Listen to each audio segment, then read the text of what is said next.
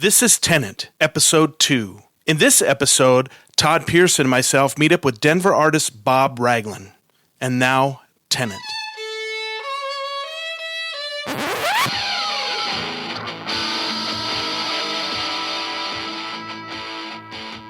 Today we have the honor and privilege of sitting down with Mr. Bob Ragland, longtime artist and Denver resident.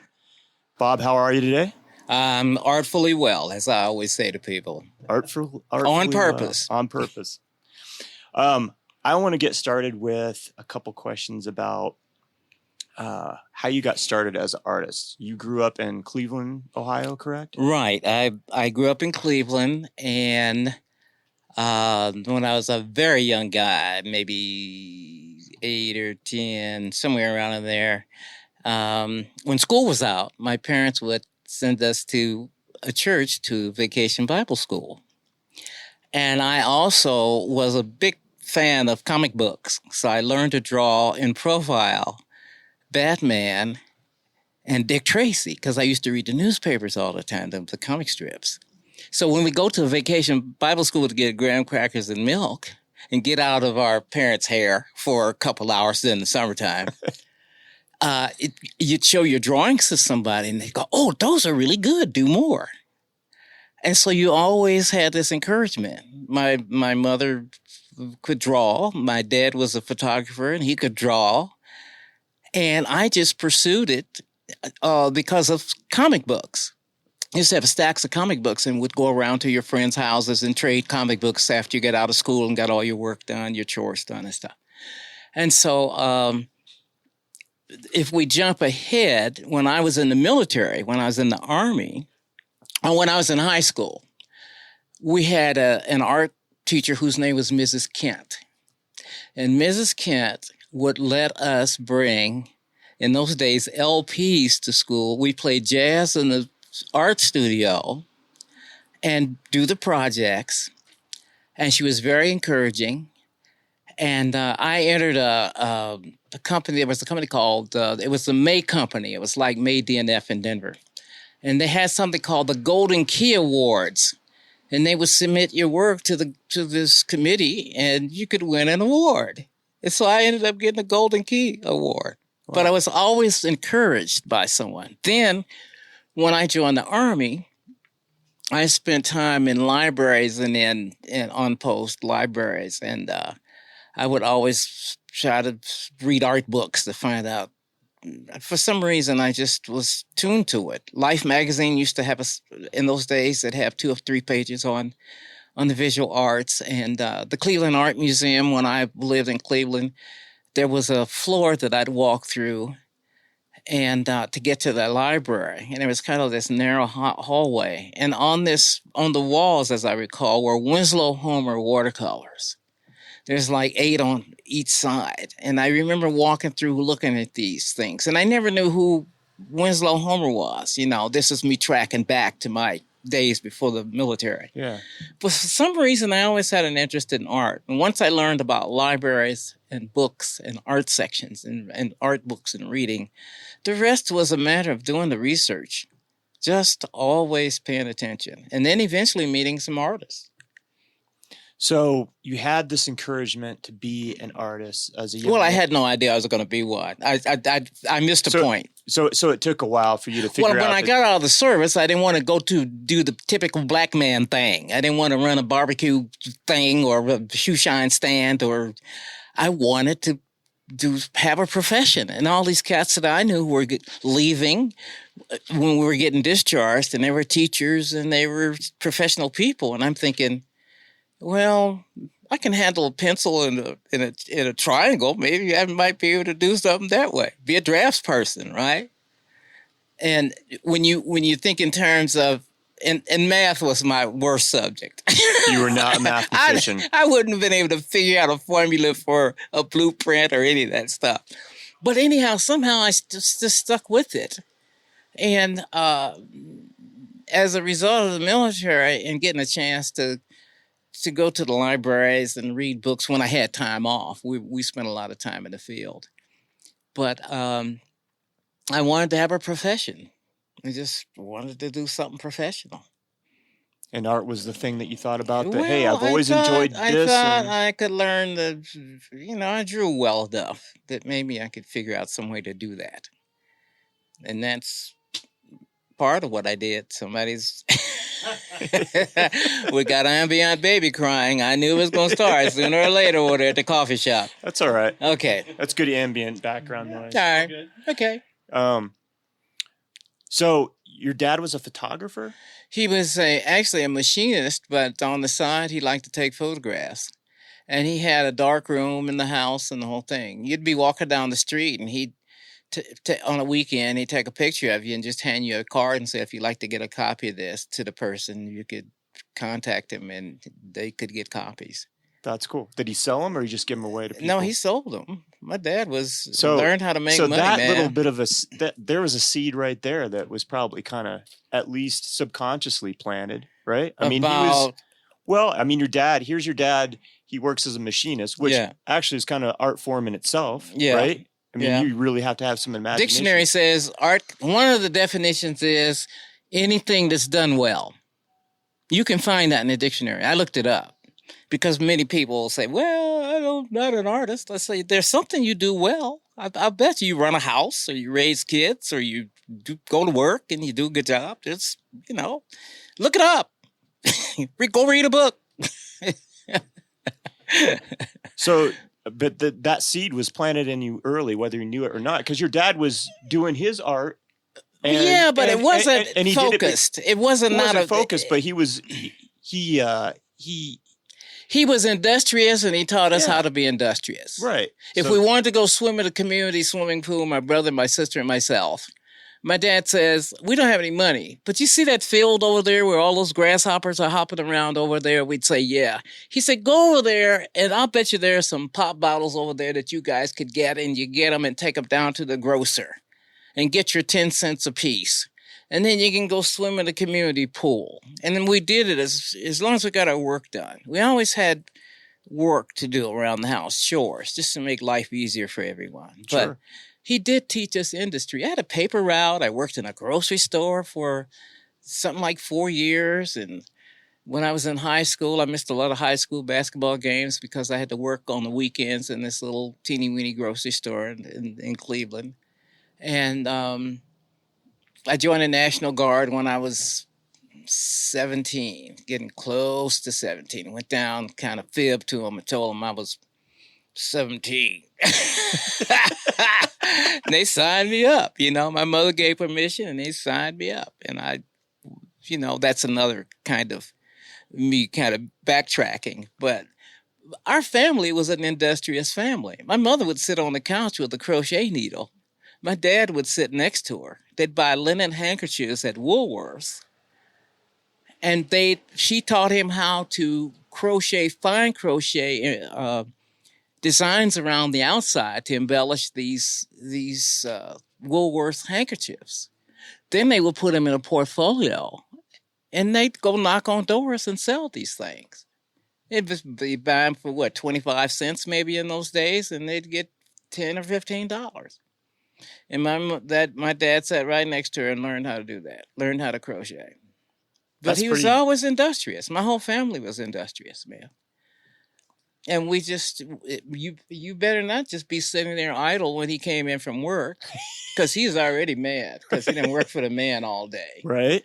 And you come in, you better be emptying a wastebasket or doing something productive. And once you did that, it was all good. Yeah. And we washed dishes, of course. We had a schedule on the refrigerator for what our days were to do the dinner dishes and the lunch dishes. And we did eat on Sundays as a family. I remember that.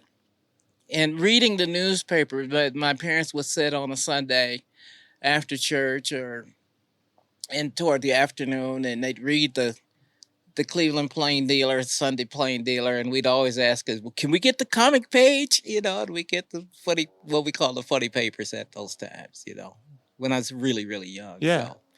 But we were indoctrinated about doing work, earning money.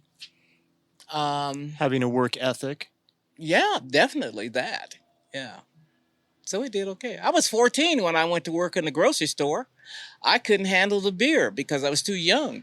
I could stock it in the case, but I couldn't deliver it because we used to deliver in the neighborhood. We had 2-wheelers, and we could take groceries to people. Oh, okay. And I was there long enough. I hadn't thought about this in years. I was there long enough. I learned how to drive. I got a driver's license, and they had a Willis Jeep.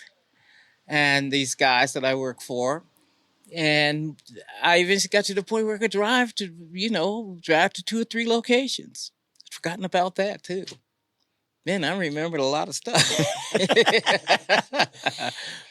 So even though life wasn't always easy, it sounded like you had a pretty happy family life. Well, we had a great family life. Yeah, And it sounded like it was. I didn't like, have any. We weren't stressed out all the time. Yeah. And your parents cared about your kids, and we had a tight family, man. Which is pretty important. My uncles and my aunts and everybody. I had an uncle that was really religious. My uncle was a preacher. My dad's brother, and his wife. My Aunt Alice, I never will forget her. My Uncle A.G. was a World War II vet, Army vet. So I used to go over to his house to look at all of the photographs and stuff for his military days. This was after he got out of the service. He was a preacher. But before I could get across the threshold, my Aunt Alice would say, "Did you go to church last Sunday?" God, jeez. No. And I'd hate to visit because that would be the first thing she'd say. So anyway, it was all right. No, our family life was good. Yeah. My brother Lou Ragland's an entertainer in Las Vegas. And he for a while had the rights to run the like a second or third generation of the Ink Spots, which was the 1945 World War II singing group. That was a very famous black singing group. Yeah. So for years he ran that. He before the last guy passed away, I think it was, and he got permission somehow to book shows, and they would do the recreations of the Ink Spots. And my sister was, she's kind of the go-go dancer for a while, and then that she no longer does that, but. Of course, at her age, but we came from a creative family. My grandfather he'd send you across the street to the grocery store, and you'd get a couple wooden boxes and bring them back to him. These fruit boxes in those days were made of pretty sturdy wood. He'd carve something for you, just whittle something. And he had arthritis in both knees from working in coal mines, and so he would take broom handles and make his own canes. He'd carve all intricate designs in those things. And people didn't have brains enough to slave the stuff, So, but anyway, a lot of creativity going on. That's all the time. All the time, yeah. So you joined the National Guard. I was in the Guard, and then when I got out of high school, since I knew the Army way, I just enlisted in the Army. And I did it at the right time. I did it between Korea and Vietnam. Oh, okay. And you were in for 4 years? The universe worked for me. 3 years. 3 years? Yeah, it was in those days a 3-year enlistment. Okay. And I wanted to get out of Cleveland. So that was a way for you to... Well, I just knew there was from reading. I knew the world was a bigger... Yeah, I wanted to see some of them. So how did you settle on Denver? What made you... When I was discharged from Fort Carson, Colorado... I was married here. I got divorced here, was married here, raised children here, and worked in a gig that I got. The first gig was being a busboy at the Hilton Hotel when it was downtown, right out of the military. And then someone turned me on to the post office, and they said, you could probably get on with them because you're a vet. And go down and apply. So I went and I applied, and I ended up being a mail handler for 6 years, a package handler in the building. I didn't want to be out on, doing a route because that was just tedious stuff. So, and being a mail handler in the building, you got a chance to pick jobs. You could unload box cars that rolled up out there, or you could be in a certain area where you'd throw mail to certain little cities in the state of Colorado, and things that every now and then I hear on the news. It reminds me of, oh yeah, I used to throw mail to a sack that was going to that place with 3 people in it. in the city, not in the sack. Anyway, but anyway, and then I was not eligible for the GI Bill until I went from 58 to 61. And when I got out of the service and I was married, had a family, I didn't have the GI Bill. But somebody in Congress had a relative that was going to go to Nam, so they passed this GI Bill for what they call the post-Korean and Vietnam vets, and I was included in that bunch. Because you were So I went to era. art school. Yeah, I went to art school. It covered me, and I went to art school, the Rocky Mountain School of Art at 1550 Downing, when they were over there for 2 years. It was a 2-year program. So I worked in the post office as a mail handler for 6 years, and I went to art school for 2 years because I knew that I was going to eventually somehow figure out how to be an artist, even if it meant being a commercial artist and sitting there in a little room doing paste up in those days, paste up and layout stuff before computers came in. And I was determined to have an art life. And I was still reading, painting on the weekends, had an exhibition in a church one time during that time, and had 35 works and sold 17 of them. I said, hey, this is pretty good. Maybe I can mix it up with my hands. People will buy it. And in those days, you could talk to the newspapers and they'd do a story on you. They'd send somebody over and they'd... But yeah, they'd meet you and they say, well, we'll meet you on a certain day, and they take a picture of you and talk to you the same way you're doing now.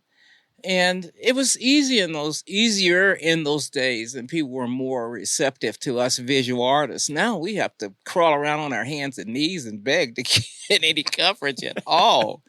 And backstories, somebody would write a story. I have scrapbooks full of it, my clippings. I learned early to document stuff. And so you would end up getting a pretty decent article, and people would show up. They'd come to your show. Not only would they show up, they'd get their money out, and they'd buy something. And I started in Denver when there were 8 venues only to go buy something. That's aside from the Denver Art Museum. There were 8 places. Now there are probably 80 or 100. And they would list them in the newspaper. They'd have the places that you could go. And people would line up. They'd take the art off the wall and stand at the desk, and they'd have their checkbooks out, and they had a voracious appetite to buy. Now people are jaded because there's so much art available. That's why I always say every sale is a miracle. There are 10,000 arts festivals in the United States. Multiply that by 200 artists in each event. Times the number of products that they're making. There are a lot of photographers, since you're a photographer. Oh, yeah. But you can work around all that if you outsmart everybody by marketing harder, which gets to the business part, because 50% of what we do is the selling. And that's a part that I think artists have a lot of problems with, right? Because you run into them all the time. Because they won't go read a book. They won't go read a business book. The library has all the answers. I'm a big fan of libraries because that's where the answers are. I used to go and pour through the books, and then when I discovered the business section, I go read business books on how to extract money from somebody.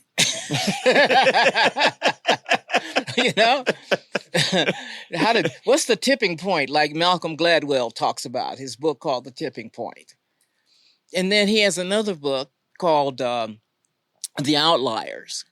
And there's a chapter there. Well, there's a chapter there that talks about the 10,000 hour rule. If you practice something for 10,000 hours and you do it well enough, it beats talent to pieces. Everybody on American Idol is talented. How many of them are going to have art lives in 15 years from that point? Not very many, right? Not very many. Yeah. You look at an athlete who's signing a big contract, you say, I wonder who the business manager is. That's what I do. I said, wouldn't it be nice to be a fly on the wall and hear the discussion about the deals that are going to be made? And these jocks that get to be a brand. If I say LeBron, you know who I'm talking about. That's a big deal. To be a brand by one name, then everybody in this, every other person knows you. That's marketing, promotion, careful guiding that person and having that person listen. Mm-hmm. Because a lot of athletes, when they leave the sports arena 3 to 5 years down the road, they're broke. Sports Illustrated did a three-parter about this. Oh, yeah. There's been all kinds of articles and documentaries on the fact that these guys that are professional athletes. Yeah, they got 25 cars. Yeah. Or they just go out and blow it every night. They're down at Larimer having Cristal. I just had this discussion yesterday with somebody. I went across the street to look at some art over there because they have art on the wall over there. Uh-huh. And I was just completely dismayed because the young woman said she had a pinched nerve and she painted these little pictures with her non-dominant hands, and some of them were postage stamp size, and they're in little frames, and they're $10 to $25 over there for a larger thing. But she didn't leave any contact data. She left no phone number. She left no email. The people over there that have the walls didn't say, leave us some data. But there's one sheet on the wall that says how she made these works. And I have just been completely baffled by her not leaving this information. And behind the counter, they don't have anything. Bad business practice. It is bad business. And I take that one to heart. When I went out last night with my wife, I had business cards. You have to, because I don't know who I'm going to run into. You miss money if you're not ready. If they ask me for a card and I don't have one. Yeah, you probably missed $100 or maybe $1,000. You just never know. So my tools for artists, I always say, carry your business cards, y'all. They ain't that heavy. They're not heavy to lift. Write a letter to somebody and find out what's going on if you haven't talked to anybody in a long time. Send them news. Yeah, you're a big fan of the snail mail. Oh, man, people say, where do you show your art? I said, on this front porch. They say, do you do festivals? I said, no, I don't need to do any festivals. These are the tools for artists right there. I said, I don't have to do no. I said, I'm too old to be schlepping work around. Hey, let them show up. And I got $100 picture. I will not hurt their dog food budget or their latte budget. $100 ain't gonna kill you. So we have this card here. That's yours. I'm giving it to you. Oh, okay. Yes. Yeah. All right. So I'm going to read some of these, and then some we've already discussed. But let me read down this list that you've made here, and I want you to interject and talk about each one. I'll give you. This is entitled Tools for Artists. First one is carry business cards. Always have your business cards. Be ready all the time. If you don't have a business card, have a piece of paper to offer to write something down. So a pen is essential at the very least. You got to carry. They're free. If you go to the bank, here a bunch of these. Every time I walk to the bank, I pick up some of these. If I go to Argonaut, they got some cool ones behind it. I say, hey, give me a couple of those pens. I'm going to pass those on to somebody. And I do. Right. But I've collected ballpoint pens for years. And I've gotten to be a connoisseur of the ones that work and the ones that don't work. You can tell. And they just stop working for some reason. And I'm going to make art out of them. Somehow. I probably have 1,000 of ballpoint pens. But I feel naked if I don't have something to write with or write on. So that's another takeaway. I'm going to be ready, man. From you that I got. After hanging out with you for that day, we did that story. Yeah, I have one of these. Good. Always. I'm glad to have influenced you in a positive way. Yeah. What's that? Send me a check. So this is. There he is, folks. He wants his cut. No, I don't. I coach for free, brother. So I like these. These are the Fisher Space Pens. Oh, is that the Fisher? Yeah. I heard about that I saw it on television on Quest Channel. How they make things, and they talk about that pen. These are awesome. Do you own one of these? Not yet. I'm going to get you one. Okay. That'll be good. All right? Yeah. But it's small enough to fit in your pocket. You don't have to worry about it. It writes upside down. Yep. It writes upside down, underwater. Down to like 30 below zero. The universe always answers. You want something, it just happens, I want some popcorn about 6 days ago. I come out here. There's a bag of popcorn out here on my porch. One of your neighbors. The lady over here, she brings me cookies and nice. All kinds of stuff. But see, this is how I go. And this is a little set. These are emergency glasses, reading glasses. Emergency. Yeah, in case I forget these that I usually travel with. But years ago, I bought these guys somewhere. That's pretty cool. Because with these eyes nowadays, I need reading glasses. I do too. And I got them dollar ones from the Dollar Tree. Get the right. These are the Dollar Tree ones right here. I got them all over the house. Right. You buy those all day long, and if you misplace them, or I can stop anywhere if I don't have them handy. Yeah. That's my workaround. So that reminds me of the Sanford Sons. You remember that show where Yes, they opened the drawer and all those glasses are here? That's exactly what I was thinking of. Exactly. That's awesome. Yeah. So anyway, the fun part of this is that 50% of learning how to navigate and do the business part of art life is really, it's not rocket science. No, but there's certain things and basics. I interrupt you on your list. No, you're fine. Yeah, you're fine. Okay, next one is get a photo story. Yeah, that was what you called the newspaper, and you still call the newspaper the magazines and say, "Hey, hi, it's me. I'm. What do you do? How come you're important?" I had a guy say that to me. I said, "Well, I've tried to get a hold of you for 5 weeks." I said, and I finally got you. And I said, I'm a good story. I said, I'm an artist in Denver who's made a living as an artist since 1968. And I'm a good story. And if you want to do a good story on an artist, tell a good backstory, I'm your guy. And if you don't, I'll find somebody else. That's exactly what I said to the guy on the phone. And he said, well, let's talk. So we talked for 30 minutes. And then when we're done, he says he had to, here's the power thing. Well, I have to run this by my editor. I said, I've been doing this for a long time. I said, and I understand about people, editors, and controlling the ink and the no people. Them people that wake up every day and go, I'm saying no to everything. I'm just saying no to everything. I'm just mad. Right now they are. With the T-Man being in office, people are really angry. Yes. So anyway, you call and ask politely, and you call until they say, stop calling us. And then do you stop? Well, after about 3 or 4 times, but this one guy, he had a section in the Denver Post that was strictly like a biography.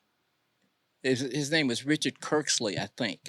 And I called him several years after he wrote a nice story about me, and I still use it. And it was me being an outlaw artist and businessman and just working away from the traditional system. But, if you want press, you got to ask for it. And in those days, hard copy still matters. And letters still matters because if you look at the Antiques Roadshow and you see somebody brings an art object up and they go, oh, by the way, you got a postcard from the artist right here that verifies this thing. And the certificate of authenticity, Archives of right? American Art was built on postcards and paper. It's built on postcards and paper. The Smithsonian. You can go in there and read a letter from Monet. And Van Gogh wrote letters to his brother Theo all of his life. Camille Pissarro wrote letters to his son Lucien. That book is about that thick. It's a paperback that I read. And every time I had to go to the store and I have to wait online, I'd take that book with me. It took me 3 years to get through that book. Because, you'd read 3 pages in line and pretty soon it's your turn. Right. So, but it's informative about what an artist's life is like. Because people have no idea what we do. They see us, they see the art, but they don't see all of that other stuff in between. It's true. They're not thinking about it. They don't it. see they don't have to now that they got Fifi and Fido. And don't let Fifi and Fido sneeze because they're going to make a vet very rich. I mean, Right? if there was any profession going right now, just be a vet. You could end up being in the Riviera. What did you do? Oh, I was a vet in the United States. Oh, really? Yeah, over in France on his boat. Person had 5 dogs and they all got sick at the same time.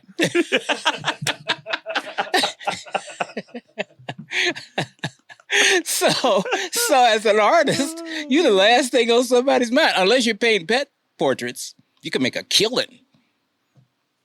If you wanted to paint people's pets, you could make a lot of money. See, there are two people over there right now walking with the dogs. They're the new child in the family. That's right. That's their baby right there. And Chewy, that food company called Chewy, that comes on television. And when I walk through the alleys, I see the Chewy boxes. You know everybody's got a dog. Yeah. You can tell who has them. Right. So, what a smart idea. To deliver food right for the dog right to you. Right. Yeah. Yeah. And a friend of mine told me the other day his sister came to visit. His name is Lorenzo Chavez. He's an artist colleague and friend of mine. He said his sister came to visit. They put their dogs, they had three dogs with them. They put them up in the dog hotel. It cost them $400. And the dogs had ice cream and television.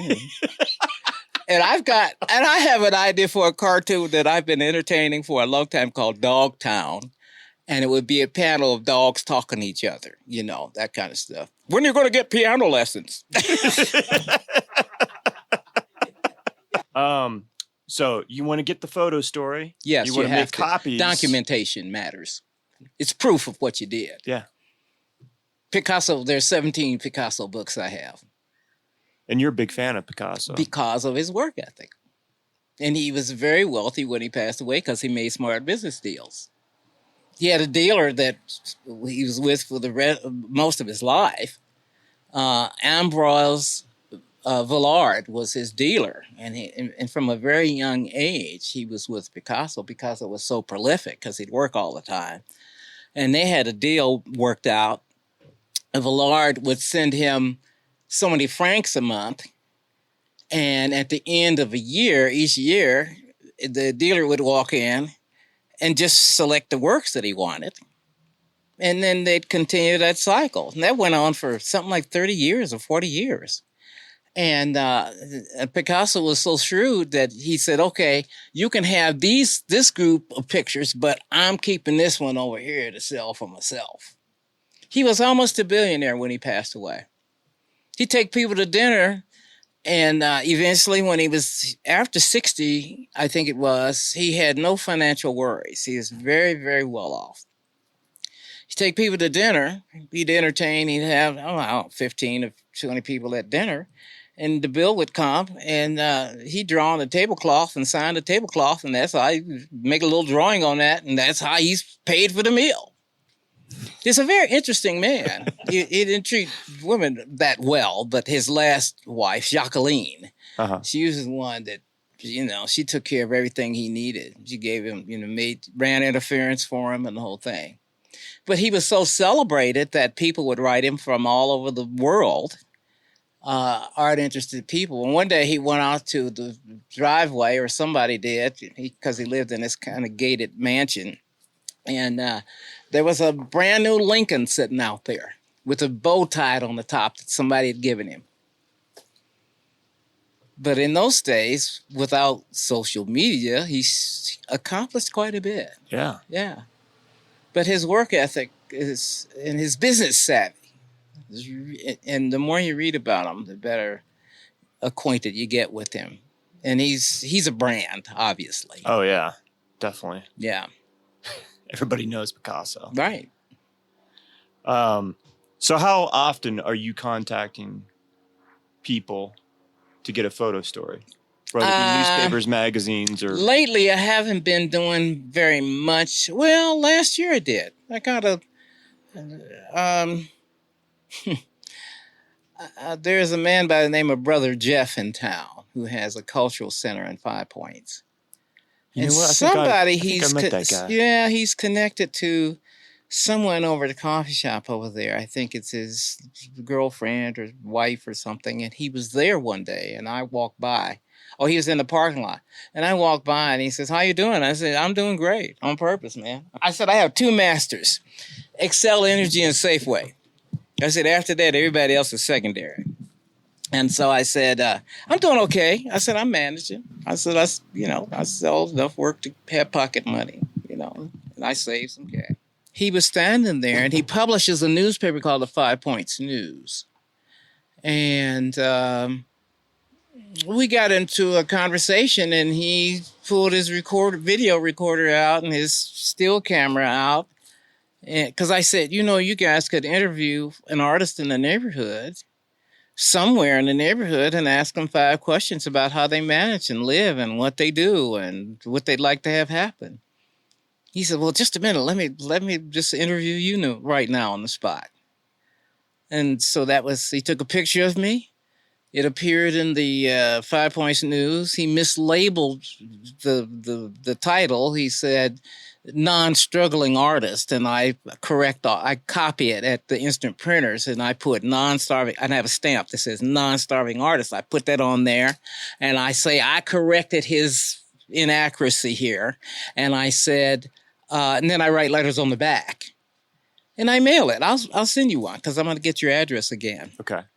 And then the Denver Business Journal in 2017, I think it was. I called one day and said, the visual art community is not getting any coverage from the local press as far as backstories and human interest stories are concerned.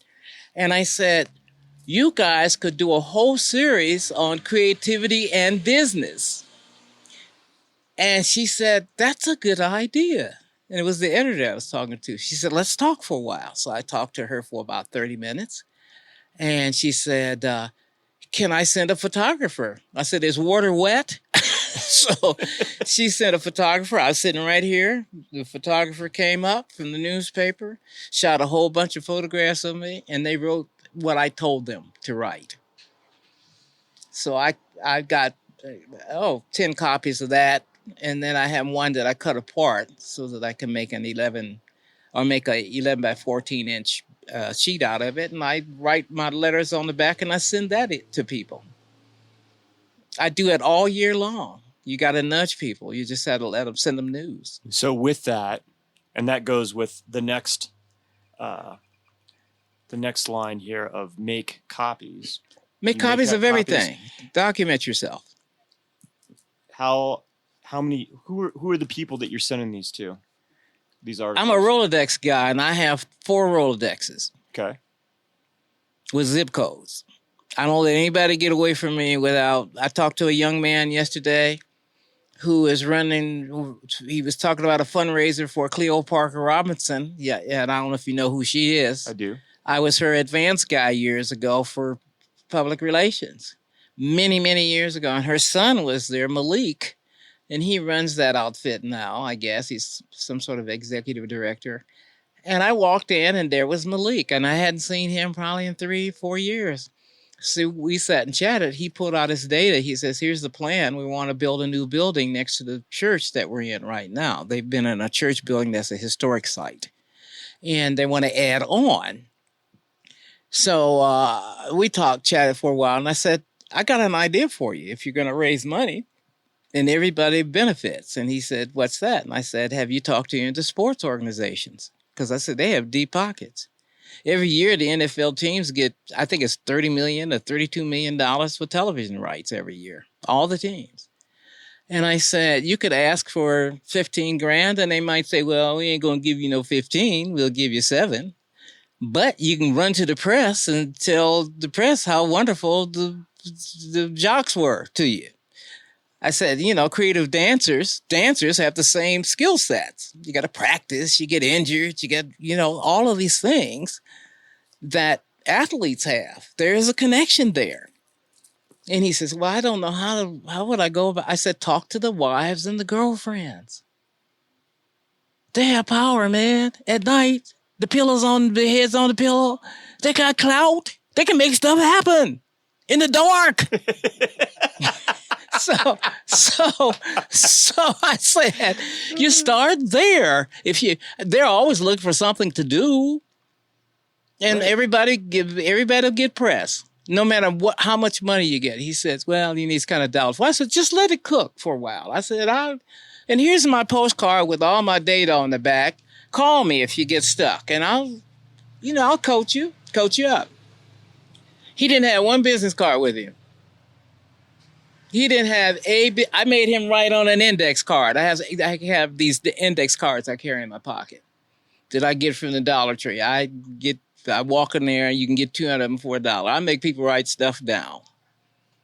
You don't have a business card Are you trying to make money? Guess what? Here, write what I tell you.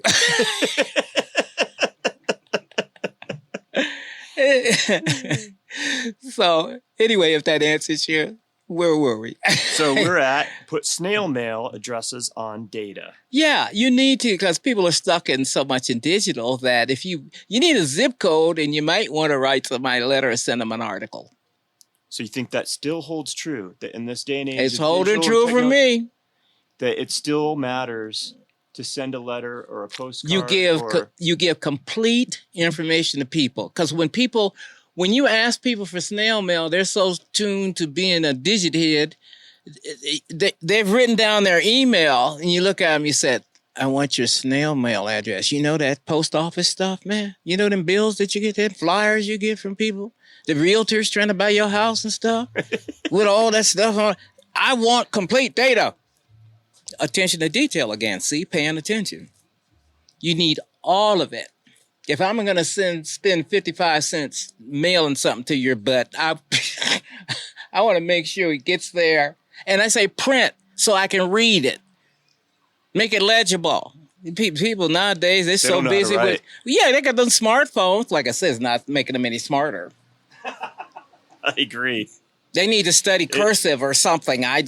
Whatever it is they need to do. But the whole digital... You get something, you get this chicken scratch, and you come home and you go, well, what the heck is this? Reading, you're reading, you go, dang, man. Then you got to try to figure out who you talk to and that kind of stuff. Snail mail addresses still matter, man. They still do. Well, I don't know how you feel, but I'm always excited when I get an actual letter, which is a rarity. Well, that's the psychology of sending mail. But I love that, opening the mailbox and seeing that I actually got something from somebody instead of a flyer. People get art in the mail from me whether they want it or not, because I illustrate the envelope and I make a little drawing on the letter so they hang on to it. And people post my mail on Facebook. That's branding. It's a cheap form of PR. Right? Just make lithographers in the early days, the hand off from a stone, the artist would go in and say, because it was a contract job, they'd go in and they'd tell the printer that the print was good to pull. And to okay it, they'd put a little original drawing in the margin of the stone. It's known as a remark. So when the person got the lithograph, they also got an extra little bonus there. When people get mail from me, they get an extra bonus. They get an original Ragland. Right, original.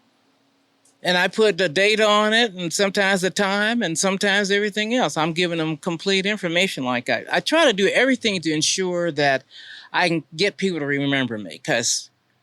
like I said, if Fido sneezes, just forget it. Everything else is forgotten till Fido gets to the vet. Okay? Yeah, so you have to be able to stand away from the herd, because there are tens of thousands of people making things. I'm going to go to the Golden Arts Festival next weekend. There'll be 150 artists there. Loveland this weekend, the Loveland Sculpture Show, which is the largest sculpture show in the United States, is this weekend up at Loveland. Oh, wow. Are you going out there? No, I'm not going to do that one. I'll go to Golden next weekend, and there's something called the Affordable Fine Arts Festival at Arapahoe Community College that they've done. It'll be the 7th year, I think. You can look it up when you get next to your computer. Yeah, everything's $100. People be walking out there with paintings this big for $100. And people come in from all over the United States. They come from everywhere. This is a big deal show. But they usually make enough money to cover expenses and costs. Again? Heck yes. In Cherry Creek, I go to the Cherry Creek Arts Festival every year because I use all these as research labs to see, what business trick can I steal from somebody out there? I don't care about the technique. I mean, I like looking at what's made. Right. But the coolest thing that I've seen in that festival, and I went to Cheeseman Park about 2 weeks ago because it was close, and I went 2 days. And I went to see some friends of mine. The art's solid. Artists are making wonderful, well-made works of art. But what I saw out there that really, really made me really happy, people had, some of them, there were 3 booths where they had framed the price list, and they started at the smallest size, and they worked up to maybe, there were like 7 things on that list. And they were framed there by the business cards. So if you were embarrassed to ask about a price, they said, well, here's my price list right here. And the person could look at the price list. I saw that, I think, 3 different times. I thought that was really cool. And there's a guy that shows at Cherry Creek. His name is Chris Vance. He's a Denver artist. And on his booth walls, he has little signs hand printed, and he starts at $100 and he works up to about $300 for a certain size. And then he has work that's more than that. He has $1,000 works and things that are maybe $2,000. He does 20 shows a year, he said, all over the country. But that's what I look for. I look to see how efficient people are about the business side. It's 50% of what we do. I don't care if you're a dancer, singer, actor, you better still have to do it. Well, if you're a movie star, you're going to get booked, right? You got an agent. You got a publicist. Right. You got somebody sending your mail out. They used to do headshots in those days. People could send for a headshot. Dang. I'm hardcore about business, and for several reasons. One is I want to heat and eat. I paid for this house because I was a smart business person. This house has been paid for with art. I didn't have to go pour asphalt out in the street when it was 100 degrees and put a roof on, when it was 100 degrees. So tell our audience how you paid off your house. The last 2 years of it. The last 2 years I did a BOGO sale. I called the newspaper. I had a friend who was artist friendly, Dick Kreck. I need to mention his name. And he had a city-side column. And I submitted a one-page proposal to him and said, I'm tired of having to pay these mortgage payments. I got 2 years left, and it saps my creativity. And I said, I'm trying to get, I think, 15 people or something. I think I said that. And I will sell 2 $300 pictures. Yeah. They were 2 $300 pictures for $300. So he called me and he said, Bob, this is a great idea. You've always been good about doing the survival stuff. He said, can you get me a headshot? And it was like on a Friday. And I said, you know what? I said, why don't I just meet you in 30 minutes? And in those days, you could go down to California and 15th and just walk inside the lobby and he'd be waiting. So I handed him the headshot. Smart. I had photographs made so I could do that because I always believed in having some pictures made ahead of time. So he ran that story on a Monday, and the headline said, artist has half price sale.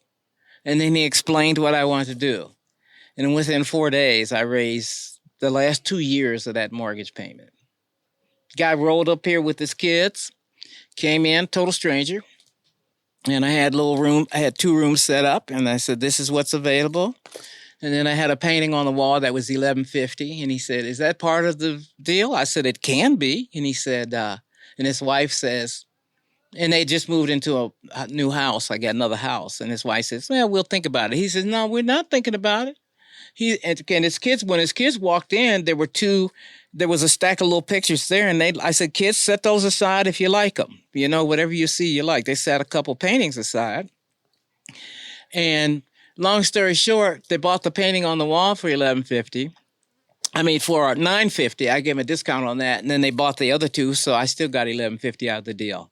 Newspaper story, follow through, clever plan, bang, paid the house off. And they were trying to impeach Clinton that same time. So I said, because that's when I said to him, I said, I'll see you with this headshot on in 30 minutes. That was that Friday when he called me.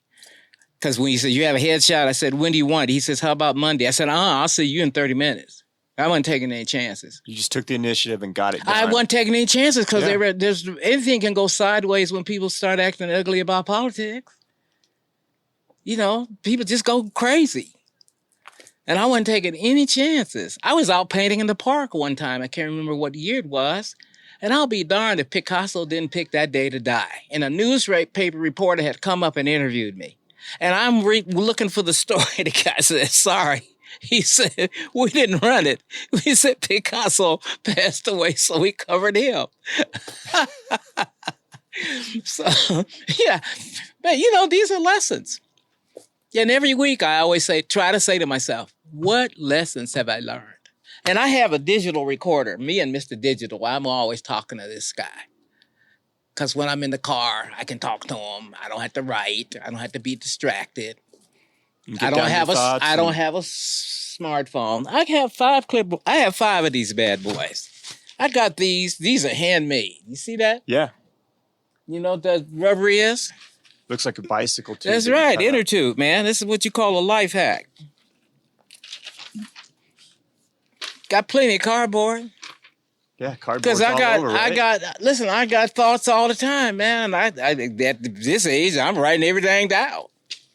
I got stacks of, I got reams of things that I've written down. I want to go through and edit them and maybe make something else, another guide sheet like that. Did you get to the end of that, or are we No, we're still working on it. Okay, go ahead. We went down a little rabbit trail. Yeah, we're side. That's good. I wanted to hear that story, and I love that story. Yeah. Well, I just made. And I think it's important for artists that are listening to hear some of the, creative ideas. Something helpful. Yeah. Because that's what's wrong with interviews now. It's always about the technique, and it's esoteric. Nobody cares about that. I want to know how to make money. Right. Everybody wants to make money. I want to know how to get paid. Exactly. And if people get mad because you talk about art and money, well, so be it. And they're the first to criticize and last to subsidize. Those people that do that, criticize you. Get paid. Safeway ain't taking no art in no exchange that I know of. I haven't seen it. Excel Energy will cut your stuff off. You be here frozen to death. People come here and find you frozen. Well, you did Artist Smith. What happened to him? Well, he was frozen to death. His heat was turned on because he refused to go out and make some money. He's pure. Being a pure person. Yeah, purity will lead you to the poorhouse. All right. The next thing on your list for this Tools for Artists is make generic postcards. Yeah, I make a postcard that I've been using for 10 years, probably longer than that. Because you don't have, and you put more than one image on. And you just reorder it. You get your graphic designer to just say, order 500 more of these. Because there's always somebody that hadn't seen what you made. Sure. And I go through probably 150, 200 postcards a year easily. Just being out and circulating. And then also dropping them in envelopes. I get oversized envelopes to mail when I have things that I don't want to fold, It's good PR. Show in a buyer's home. Sometimes you can call and somebody that... when your art is in an environment... It's working all the time. It never asks for time off. It doesn't sleep. It didn't ask for any vacation time. People walk in and say, who made that? That's Bob Ragland. Who was that? Never heard of him. Here, let me show you a letter he sent and some background. Oh, hit Google. You'll find him. He has a presence. Now, to get new people and to be part of your team and your support system, people see that art in somebody's environment every year, maybe 50 people or 100 people, depending on how often people entertain, right? Mm-hmm. So, one day you call somebody up and say, hey, how about doing a Saturday afternoon a la Tupperware party for me, and I'll bring you a tray of my little shoebox pictures that are $100 up to maybe $150. You're going to get 2 answers.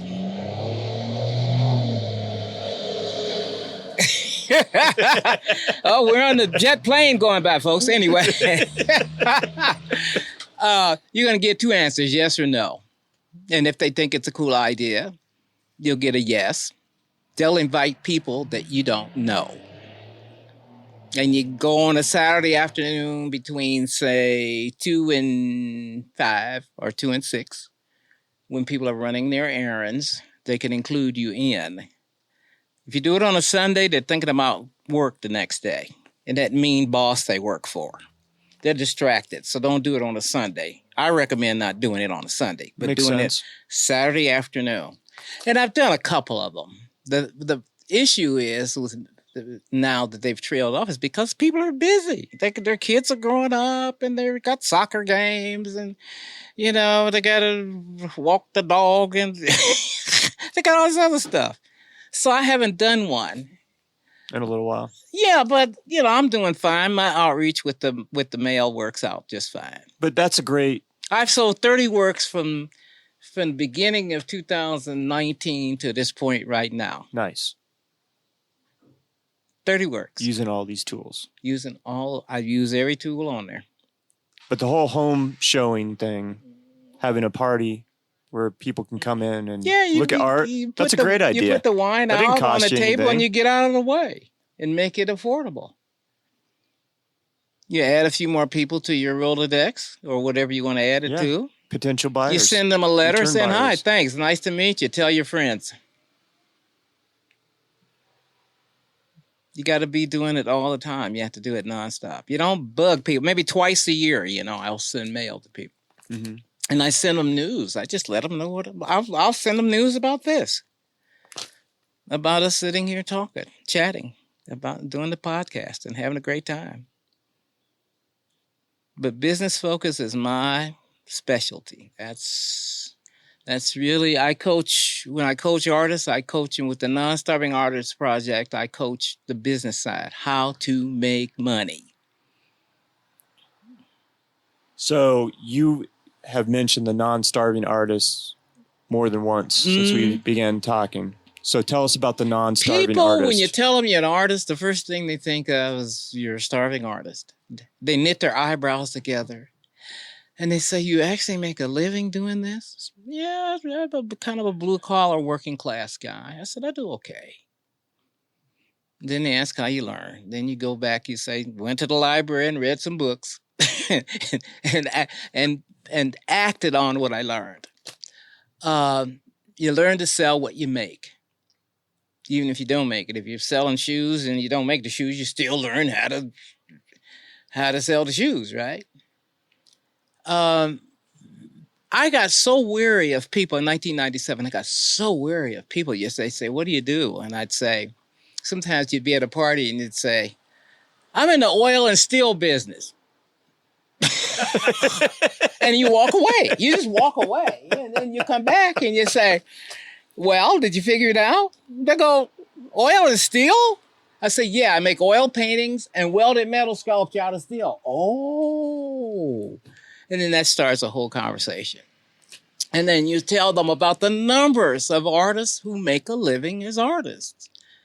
And they're not all getting rich, but they have a working life that they like.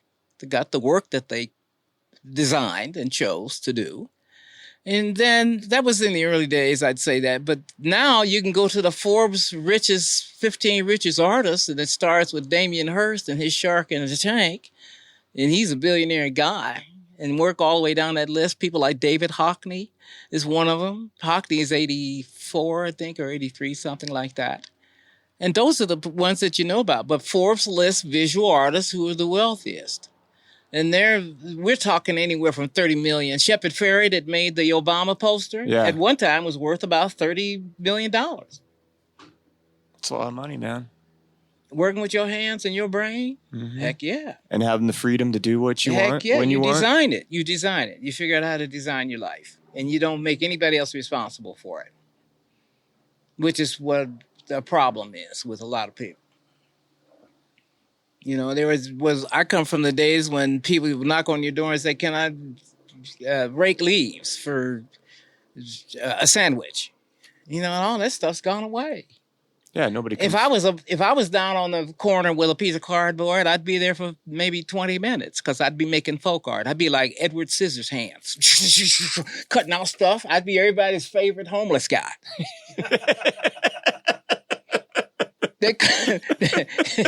I'd sign that bad boy until the cops came and ran me off the corner. Then I'd find another corner. They won't even be that creative. I thought about going to a homeless shelter and say, you know, how about letting me run a class on how to make money out of cardboard? Then I put the brakes on that because I've got some other stuff to do. I also thought about being an artist in residence in condos. If you could find a concierge, you could go and do a pop-up show on a Saturday afternoon, get everybody, you know, and you charge a certain amount of money. People wouldn't have to go anywhere, and you make it simple and teach them how to make postcards or greeting cards, and bang, walk out of there with $400. Yeah. That's another idea That's I have. a great idea. I got ideas all the time. I know man. you do, I will man. not starve That's to why death. we're talking right I now. ain't letting them starve me to death. But that's back to the starving artist thing. You use your head and use your brain, and you educate yourself, and you learn business. And you get 3 artist friends, and you say, how you getting paid? Just be frank about it. Yeah, because how you getting some money, man, to support these trips you've been doing? You've 30 shows you're doing at arts festivals? And I told a cat that last couple of weeks ago. I said, hey, man, if you're doing 20 shows, 20 festivals, I said, because they commented on the shirt. That's what got it started, because I wore the shirt out there. And the guy said, like your shirt, you know? And I said, yeah. And I told him the background, why I started it, and that I coached artists on, you know, creating some revenue for themselves. And I said, you know, it's really important to be able to do that. But at the same time, I forgot where I was headed. I was headed somewhere. But so anyway. we're talking about the whole idea. Yeah, of well, the the non-starving artist artist project. I just wanted people to be in their faces and say, we're not begging you guys to give up your latte money or your dog food budget money. We just want $100 every now and then, okay? Have you seen that commercial where the cow says, eat more chicken? Yeah. Okay. I say, buy less latte and buy some art from an artist in your community. Because they always have a little drawing or a little painting somewhere. They got something, right? They got something. Yeah. But somebody has to be saying it. And I've been saying it for years. Since 1997. I've been working on them, just psychologically working. And people don't, when you're not successful, you know how that is. If you're not successful, they can tell it, man. When you have no confidence, just the average person out there. You don't have to be arrogant, but you have to say, yeah, I'm doing this. And I've learned how to do this from all of my colleagues. I have an art brother who I want to mention right now. His name is Dean Mitchell. Dean L. Mitchell. And he's in Tampa, Florida. Started at zero. Makes wonderful watercolors. He's multimedia now. Makes watercolors and acrylics and oil paintings. But he built a career on watercolors. He worked at Hallmark Cards. It's a black dude. Worked at Hallmark Cards and was in Kansas City for, I forget how many years, 12 years or something like that. But anyway, we talk often, and we talk on the phone. He'll call just to chat about something. And he went from zero to $4 million. His net worth is $4 million. He lives in a house that's $1 million house. He bought it with $600,000.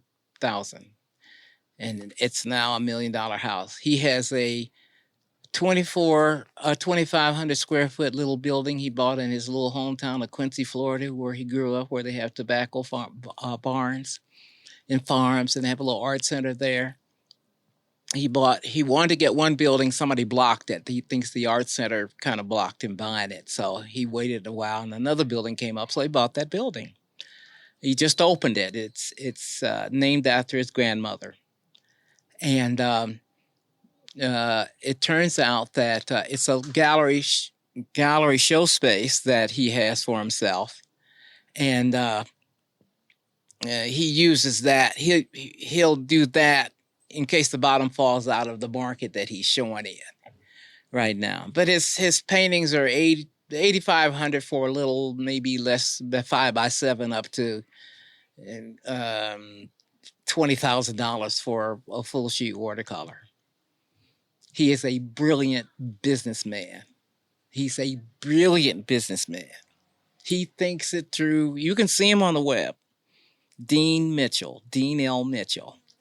And he's a joy to talk to when we crack each other up on the phone about the business side. But I met him. He came to Denver for Artists of America when they were running that exhibition. And then Coors. He had been in the Coors show. They do an exhibition every year in line with the stock show. And they have 65 invited artists there. They do $1 million in business and sales with living artists at Coors, in the Coors exhibition. So if you can tell step by step how he got to where he got to, one of the keys is he said that because he was growing up, he didn't know anything about art at all. And his grandmother bought him a little paint by number set. And then little by little, he learned a little bit about art. And then he ended up going to the Columbus School of Art and Design, and Hallmark Cards recruited people to be artists for greeting cards. And he worked there for 3 years and realized he didn't want to spend the rest of his life there being a company man. Turning out greeting cards. And he says, but it gave him a skill set to be fast. And when he learned about watercolors, he said he got every book from the library that he could get on how to paint watercolors, and he started making watercolors. He said there was a guy in the hallway coming down the hallway and had a big case. And it was a portfolio. And he says, what do you got there? And the guy says, I got some painting. He said, I got a meeting, but I'll be back. I'll show them to you. And he opened it up, and he said he was just amazed because there were all of these wonderful watercolors and illustrations in this portfolio. And he said the guy said he made a living doing this. He says, oh, well, okay. And he hit the library. Dean Mitchell hit the library, and he never looked back. So he has done, and he said he had a little book called How to Invest $500 to $1,000 when he was getting regular salary. He said he didn't have $1,000, but he had $500 from his salary. And he invested in companies. He'd find companies and get their annual reports. And he began to build a little, some revenue for himself. And he said before he knew it, he also entered shows. American artists used to have a call for entry section when they were publishing. And you could enter shows all over the globe, actually. And he entered a show in the United Kingdom, and he said he won $3,000. And he said, Bob, you said the best part of that was they sent the painting back, and I could sell it for another $3,000. He said, I could double my money. He said, I started looking into these competitions where they had, prize money. And long story short, he wins about $25,000 to $30,000 a year in prize money every year. Wow. That's a good income right there. For 20 years, he's been doing this. Smart man. Yeah. Look him up when you get. I've seen some of his stuff. You already know. Yeah, you've talked about him numerous times. I like to be his advanced guy, his PR guy. Like Ed Dwight, who was in the space program. And a Denver resident. The statue out in City Park of Harriet Tubman and the figures, he cast all that here in Denver. When he was casting bronze, he cast all those figures. He had a workshop, He's at 39th and Dahlia. He's a good friend of mine. Test pilot, the whole thing. And when Kennedy was assassinated, Johnson appointed his own black guy to be in space. And so Ed didn't get a chance to fly, he was an astronaut trainee, went through all the training. But, there's some cool people that I know. And just by osmosis, just being around them and seeing how they do business. And that makes a big difference. You just absorb. But people need to know that there are more artists at least making a living than they surmise. Right. That it's a viable... If they would read something, they'd find out that every illustrator, every cartoonist on Dr. Seuss is still generating money. You pull up the Seuss estate and see what it's worth. Charles Schultz. Charles Schultz was almost a billionaire. Peanuts when he passed away. Licensing, the whole thing. They do a Charlie Brown special every year, don't they? One for Thanksgiving, one for Halloween, one for Christmas. Generating money. And one of the daughters lives somewhere near Fort Collins and has some sort of mule farm or something, I found out. She's right here in Colorado. 6 degrees of separation. Right. Get pressed by calling. Yeah, well, that's the same thing as, asking What for we talked before. Yeah. But you're a big proponent in this day and age where there's people that just communicate via email and texting. You're a proponent of picking up the phone and actually talking. Voice to voice is great. Right? Voice to voice you is still wonderful. need that human connection, right? That's what we're doing now. Exactly. And this means something. You'll go talk to somebody and say, yeah, we sat there on Ragland's porch with all his clutter. He was cracking jokes with us, having a good time. Everybody that talked to Picasso in person wrote a book or some articles. Every time you meet somebody in person, if they're pleasant people, obviously, it makes a big difference, man. You're trying to protect your legacy and your history and that whole thing, the 10,000-hour rule, which I didn't get into detail about, is he says 10,000 hours of effort, labor, and practice will beat talent any day. And a woman was interviewing Michael Bublé on Sunday morning, and they were walking down a little path, and she's Tracy Smith, and she said, "You got great pipes." And he says, "So does everybody on American Idol or America's Got Talent." But he knows, translation, I know how to sell mine. Big difference. Because talent ain't going to sell itself. That's true. It's just not. It's not going to. You got to back it up. You got to be smart enough to know how to do that. Those are basic business elements right there. Yeah, words of wisdom. Just basic stuff that I sat down common sense, right? And yeah. And there's something I call FAPP, FAP. You need for an artist. You need financial support. However you do that. I don't care if cat came up to me out of Cheeseman talking about, so you're saying with your shirt that an artist needs a second job. I said, hey, man, I did not come out here to have a confrontation, okay? I said, there are a lot of artists in the city who are doing well, and thanks for the lesson. And I turned on my heel, and I let him alone because he was trying to be confrontational. So the thing is, F is for financial support. A is for audience. Find it wherever you can. P is for place the show. And the other P is for promotion. Figure out how to promote. And list 5 different ways for each of those letters. And do it once a week or once a month or however often you want to do it. Show on a church. Show on a condo. Show wherever you can show. When you think about that. You got to be a lateral thinker. You have to think this way, this way, and that way. Dr. Edward de Bono, he has a book called Lateral Thinking. And there's another book, since it's going to be recorded, called How to Sell Anything to Anybody by Joe Girard. And he's a car dealer. And this book, I've had this little paperback for about 20 years. It's dog-eared, worn out, but he talks about the law of 250. If you make one person angry, you've made 250 people mad, and half of them ain't never met you. If you make one person happy, you got a chance to make 250 other people happy who have never met you. They'll think you can walk on water. So you got to be careful.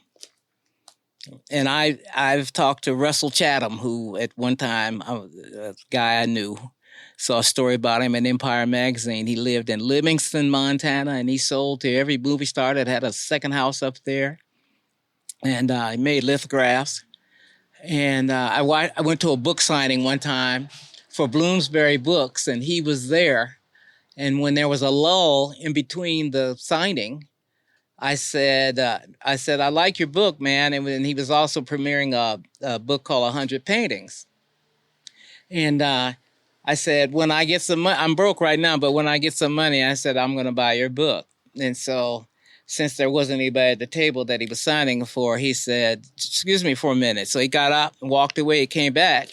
He had a book in his hands, and he says, okay. And I showed him the newspaper article, the Empire magazine article. That was the premise to all this stuff. I said, well, you and I go back a long way, because he traded for a lot of things that he needed early in his life before he began to make money, to sell to these movie stars. And he said, how do you spell your name? And I told him, he says, well, here's a gift from me. And we got to be fast friends after that. Russell Chatham. He knew Warren Oates and the Fondas. He knew everybody up there that had a second house. And he's kind of gone underground. I think he overextended himself, and so he's got to some sort of tax issue or something.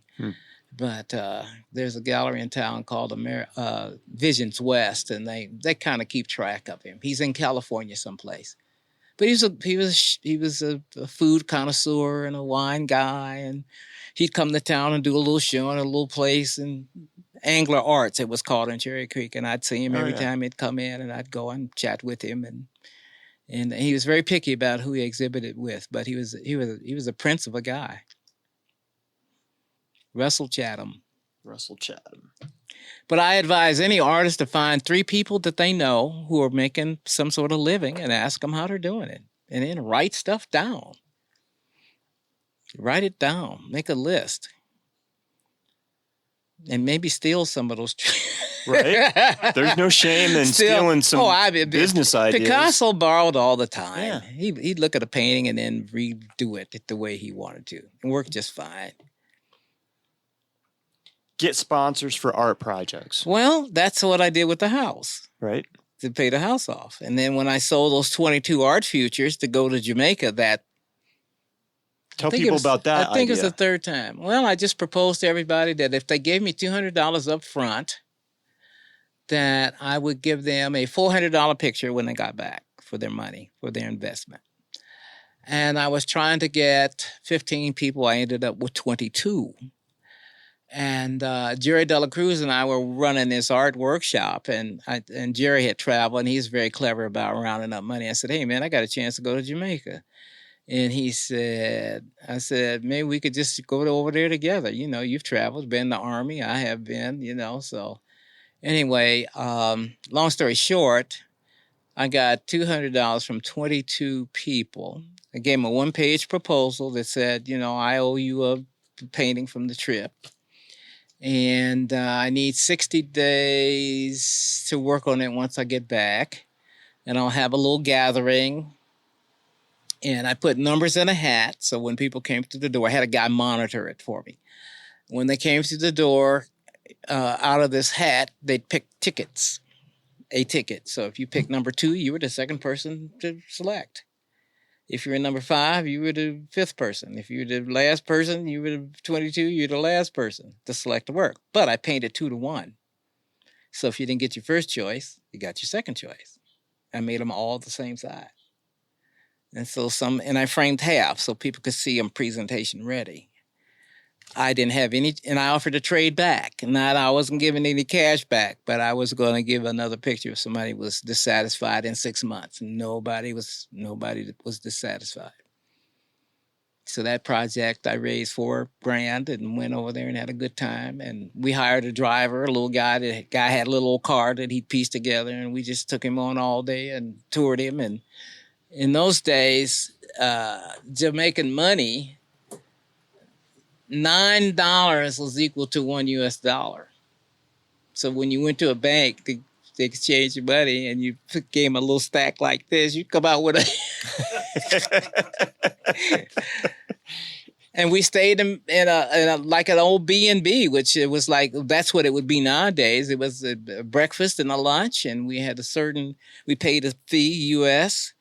I learned early, you ask everybody if they said, we walked into the drawing workshop and said, does anybody here know anybody from Jamaica? And the woman says, yeah, we just got back. And here are all of the contacts. And that's how we went to Kingston for a couple days. It rained a lot. So the lady said, well, what are you chaps going to do today? She was a black woman with an English accent because they'd been a colony. And, I said, well, we'll explore a little bit, but is there anywhere that the sun might be shining? And she said, there's a place called Port Antonio, Jamaica, which Robin Leach used to talk about all the time on the lifestyles of the rich and famous. She says, I'll make a call up there and we'll find some place for you chaps to stay. Heck, we went up there and lived for $8 a night in a little cubby. He had a little room and I had a little room that they'd built, and Jerry did and I did, and we just, we'd get up and meet in the morning, have breakfast, and he'd go his way and I'd go mine. And then we meet at noon and we'd take Winston, our driver, and we just drive down to the beach and spend the day down at the beach. It was great. Nice. We did a river trip with one of those bamboo rafts that they pull down the river, and people would come down out of the hills with straw hats and baskets to say it was quite something. Sounds like a great trip. Jamaica in those days was really, really, really good.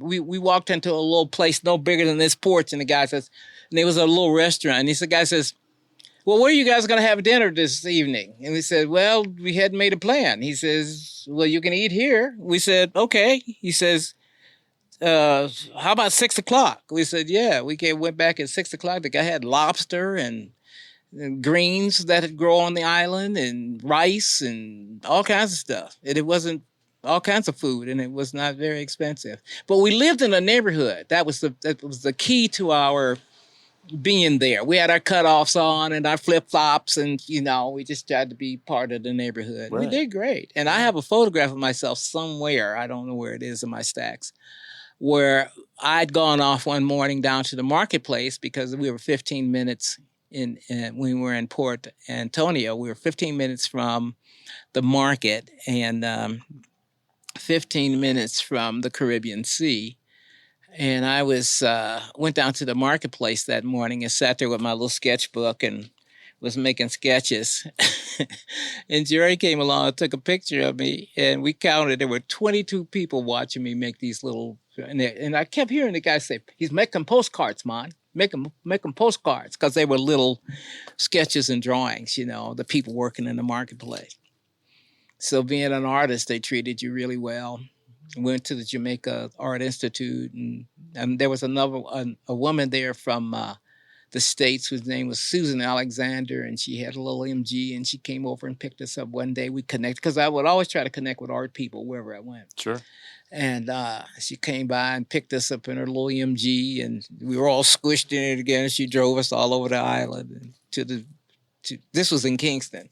And so we had a good time. And art just crosses all of those. Yeah, you were able all those boundaries in life, period. Right. You start talking, if you engage people and they find out you're halfway fluent, I mean, a lot of people right here, if they engage me, it turns out to be a pretty nice experience. People walk by here often, and the ones that really stop to look. And I'll say, did you get that postcard out of the information box down there? They miss it most of the time. So I'm going to buy another one and put it there somewhere. So it'll be in two places with the postcards. And then I count the number of postcards that get picked up. Another easy thing that you can do to promote yourself, right? You got to do it, man. You can't, when I come out here and there ain't no bag of money on the front porch, I got to do something. The bills be there, but the bills hit the mailbox. Read The Outliers. Yeah, that's Malcolm Gladwell's book with the 10,000 hour rule. You're a fan of that. Well, it's proof. You do something for 10,000 hours, that's 10 years. I've been doing this since 1968. Actually, before that, 66. When I went back to Cleveland one time to do an exhibition at an art center, and I went back. I shipped the work out in a steamer trunk that I had in the garage out back. I found, and woman put the work up, took my family out, and I went to the center and said they had installed the work. It was a theater, and they had an area outside where people would come in and take a break, and they could in between acts and see the work. And so I said to the lady, I said, well, this looks good. I said, what kind of press are we getting? She said, press? I said, well, yeah, what kind of coverage? She says, well, we're just going to let people come out of the theater and see the work. And I was going to be there for 2 weeks. I spent money, worked 2 jobs to get there. And the whole thing, took my 2 kids, my wife and myself. And I'm thinking, shoot. So I got on the phone and called the Cleveland Plain Dealer. Told the guy, I said, I need to speak to the art guy. And they put him on. And he had just been out here to interview with the Denver Post. So I told him who I was and that I'd been gone from Cleveland for umpteen years, and I'm coming back and I'm not getting any press. He says, "Can you get downtown?" I said, "Yes, I can." I got my mother's car and drove down there and parked and went in there, and the cat sat me next to his desk, interviewed me, then took me to another room and shot a photograph of me and told a wonderful story about, me coming back to Cleveland and appearing at Caramoo House, which is the name of this center. So, I learned then that you gotta be in charge. People don't call you up and say, "Hi, you're wonderful. Let's talk." They call you up and go, "Where's the money?" That's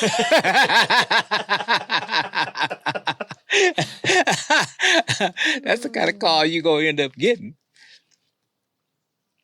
Well, I think we covered all these all of the points, the tools for artists. Yeah. You reiterated, use your library. Oh, man, you can't go wrong. You can't go wrong with the business section in the library. You can't. And the art section at the main library is marvelous. It's just, you could live there. you could have a cot there and just live there. Because when you think of the number of art makers that existed from the first cave painting to now, right? Just think of all of those hands and eyes and all the drawings. I tell people all the time, they walk by with their kids, and I say, and when I talk to the kids, I say, "Kids, do you draw?" And all of them draw because they draw on the walls and everything else, right? And they're always drawing. I said, "Keep drawing because you might be another Walt Disney." I said, "And do you have any children's books at home, picture books?" They go, "Yeah." I said, "Did you know an artist made a living making those?" And you can see the adult, that thing kind of happened because they'd never thought of it. Right. Yeah, you take it for granted. You just never thought of it that way. You didn't connect the dots. And when you look at children's television on PBS, somebody's getting paid to animate those cartoons. There's somebody there's a cat or something that comes on all the time and they're talking, and the actors do voiceovers and they're getting paid, right? They got their own, some sort of salary that actors get, right? Somebody's making a living making art, period. and it's everywhere. Every logo, every book, every label, every label on Fido's can was made by an artist. Or the cat food litter or whatever. So as artists, I think that people they end up pigeonholing themselves into this certain little, they box themselves in, right? They're not thinking outside that box a lot. Artists or the population? I think both. Both. And if you need somebody to come along and say, "Listen, it can be done." All you have to do is hit Google. You'll find out how many people out there are doing just fine, thank you. Drawing and painting, and it's like writers. Writers are still writing. You pick up the New York Times, and they've got a big book section in there, and people just keep grinding away. And that's what we do. That's what successful artists do. And the city's loaded with people, that are pretty well off. They really are. They do. There are a couple people. William Matthews is a watercolor guy, and I know he's doing good. He's got an accountant. He's at 27th and Walnut. Bought the building. I think it's 3,000 square feet of space that he shows there. It's called the William Matthews Studio or the Great Basin Studio. He does Western works, but he also does other kind of imagery, but he's famous for his Western watercolors. He's got an accountant on site. He has a gallery manager on site. He does commissions. He plays the guitar, so he's designing guitars for Gibson and that kind of thing. William Matthews, if you get a chance to check him out. I will check him out. Yeah. Kwang Ho is a young guy. I knew him when he was 14 years old. He's a star in this city. And bought real estate, the whole thing. These guys are really smart. When they make money, man, they learn how to shelter it. That's what Dean Mitchell did. He said he was in a gallery for 10 years, and he was in a gallery with at least 25 other artists. He was a top seller in New Orleans. And the owner of the gallery passed away. The family didn't want the gallery, so they sold the gallery off. And he says, but the way after 3 years, when he got some financial traction, he said, what happened is, because Mr. Bryant told him, he says, if you stick with me, and Mr. Bryant was an oil guy, didn't need the money. He just did it because he liked art. He chased Dean for something like 7 or 8 years and wanted to do an exclusive. And Dean said, I'm not doing an exclusive, but we can do a handshake. And the guy said, okay, finally. Because every time he turned around, Dean was sending him some mail about how he'd won a prize somewhere and how he was selling somewhere else. So Mr. Bryant said, okay. So after 3 years, he got traction. And he said for 10 years, he said he was doing gross sales of $1 million in that gallery. And he said the key to his selling, he's kept the inventory in the coming into the gallery, recent works, and whoever closed on the sale got 10% of the sale. So if you sent a picture in and it was $15, you got $1,500, you got 10% of that. If it was in for 10 grand, you got 10% of that. People were making smoke come out of them phones when he sent that art. You know, the days of the rotary dial and stuff. And they serviced their clients, and he said he really did well after that. How do you feel about art schools? Oh, I'm glad you asked, because I just remembered. 19 art schools closed in the past 10 months across the country. 19 of them. A lot of tuition just gone, lots of careers dashed. Art schools have a failing, and the failing is they won't teach business tactics. They're good for learning the technique and the basics of art making, but they don't do anything with business making, and they won't let us in to talk about it. Yeah, they don't want working artists to come in to talk about it. Talk about how they make their money. How to pay tuition. Yeah.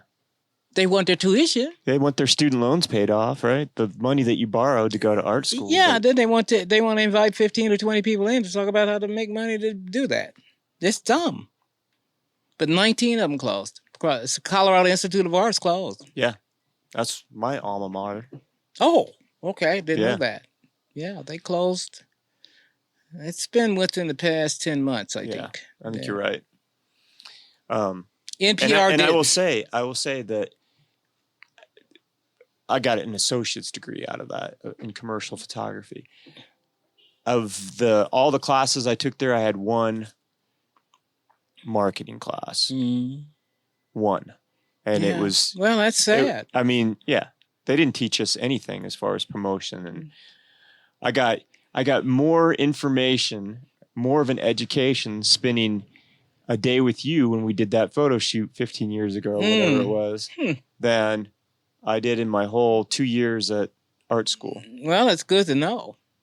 But I specialized in learning how to get paid, how to make money, and it's no crime to make money as an art maker. Tom Hanks does not complain about making money. Meryl Streep does not complain about the contract when they send unless it's not enough. She might say, I think we better make this. The athletes are holding out right now because they want more dough. You talk to anybody on that Forbes list, right? Yeah. Nobody's there is complaining about money. Yeah, they're not. They've done something right. Yeah. Be good to talk to their team people and their business people. And I'm available if people want to get a hold of me. They can email me, Facebook me, they can do whatever, and I'll give them answers. I'll give them what I know. And if I don't have it, I'll find it. And if I can't find it, I'll direct them to somebody. And I don't charge any money because I'm so fed up with how people withhold. I call them the information misers. You know?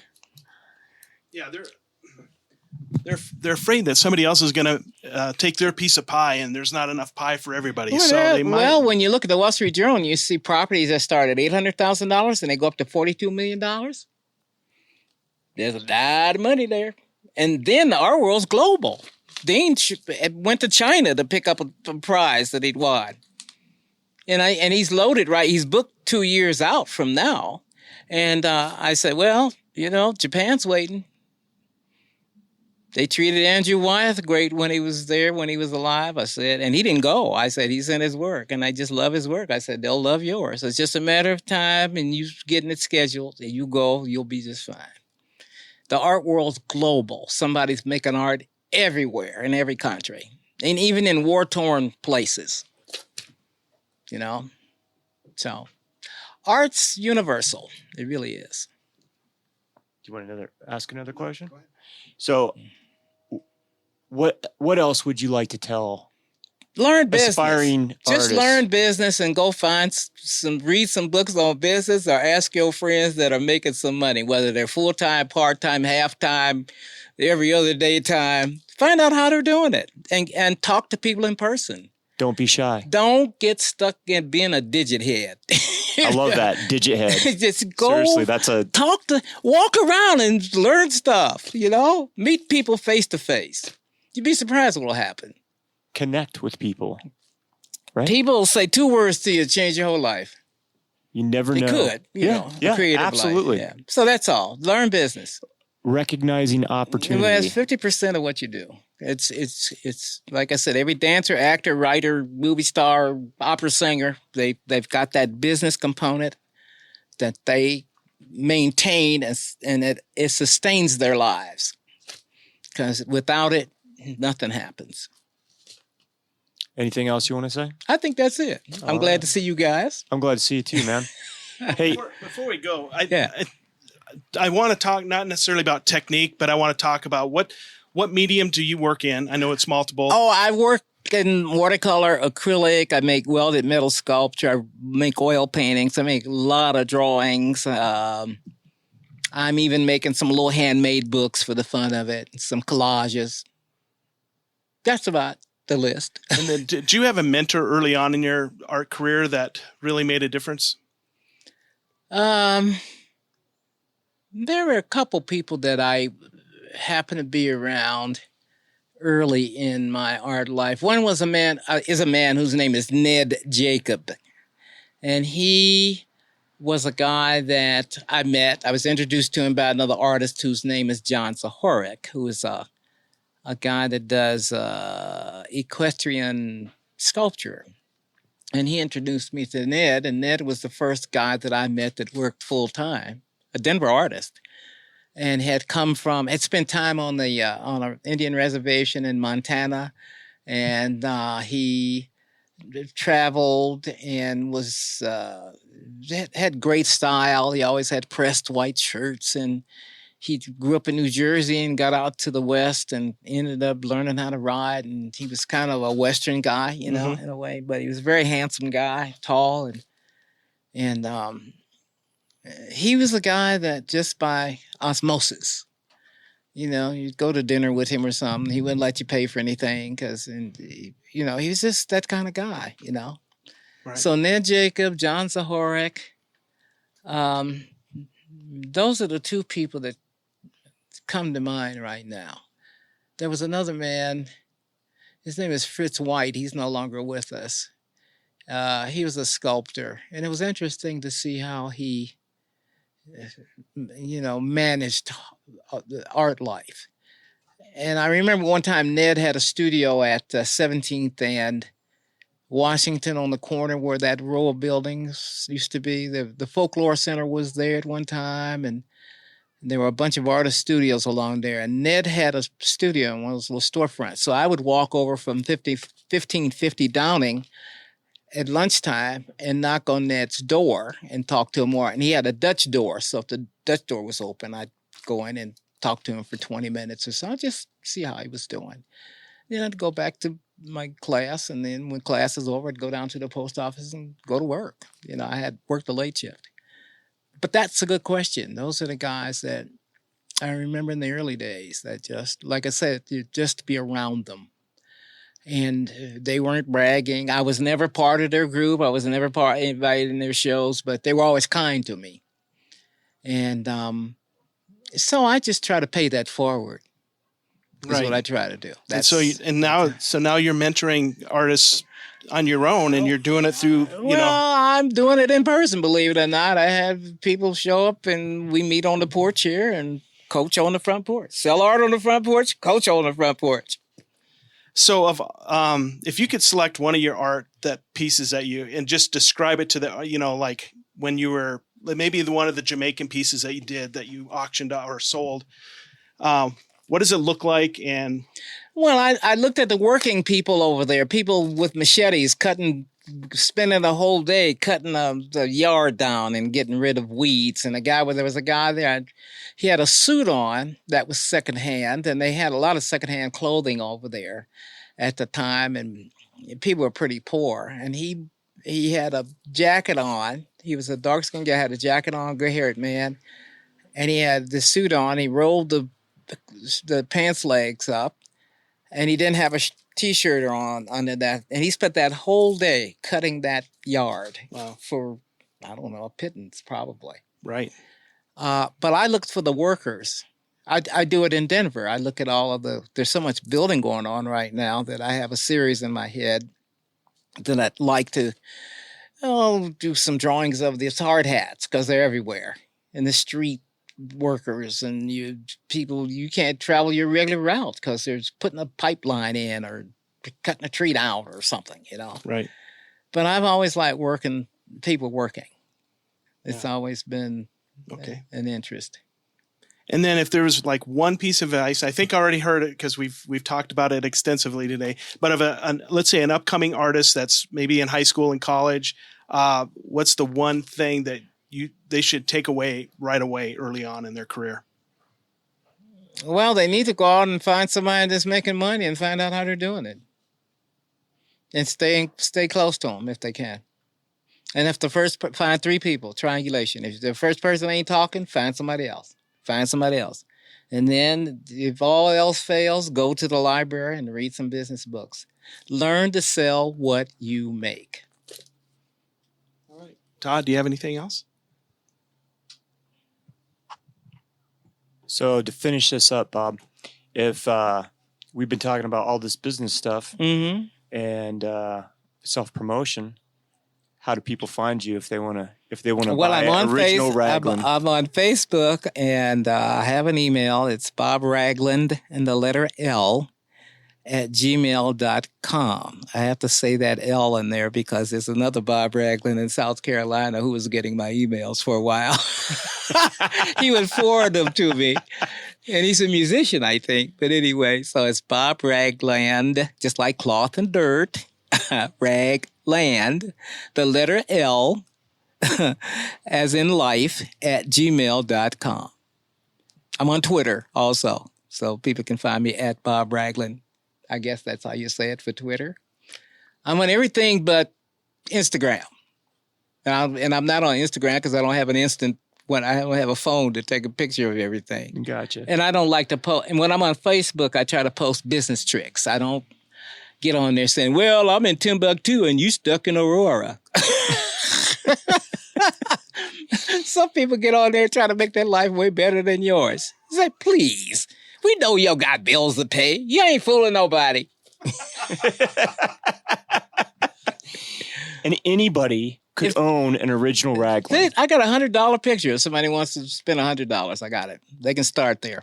And you offer payment plans. I offer payment plans, yeah. I'm glad you mentioned that. For the works that are, if they don't have it, they can give me two $50 bills or payments for a $100 picture. Yeah, always.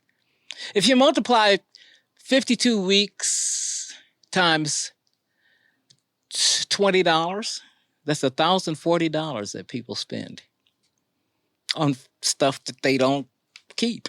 Right. Just like I say, latte is an expensive rental. It is.